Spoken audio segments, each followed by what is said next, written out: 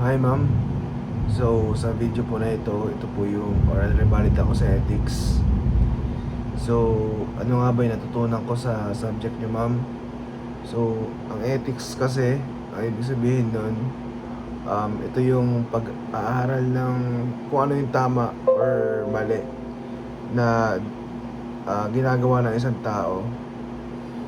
So ang natutunan ko po sa ethics na ito ay kung paano siya i-apply sa bagay-bagay at sa mga araw-araw ng buhay.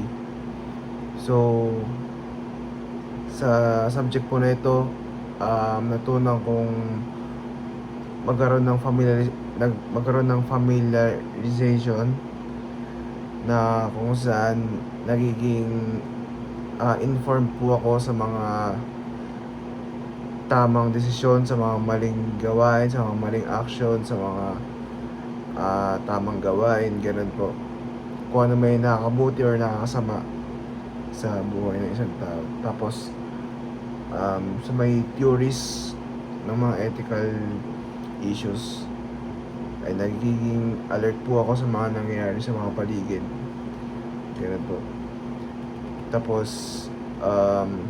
yung subject po na ito, pwede din siyang may discuss sa tunay na buhay, hindi lang sa subject namin, kundi mapapakinabangan din ito sa real life situations, kumbaga like sa mga challenges, ganon, or sa mga experience na tinatawag.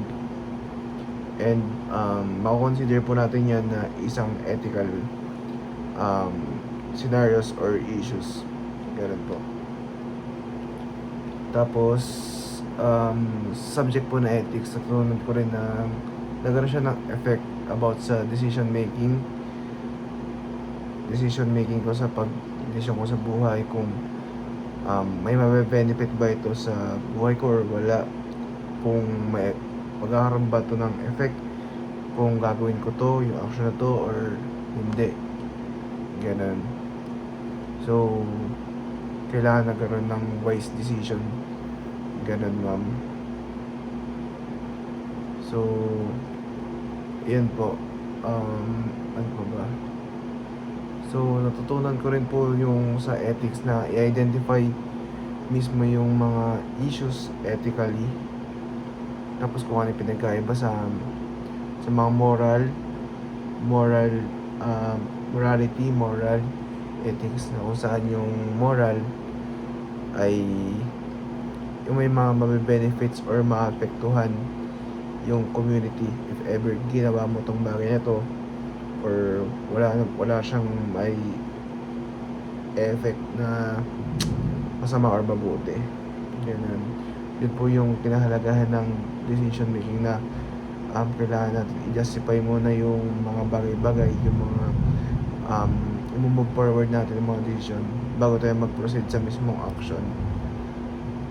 Ayun, so tulad nga po sinabi ko, ma-apply natin ito, ma-apply ko mismo yung subject na to bilang hindi lang subject, kundi bilang engineering student, at para mas ma-practice din yung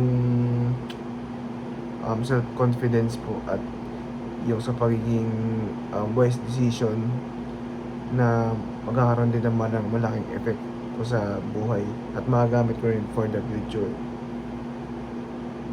Ayun, and ano pa ba? Yan po.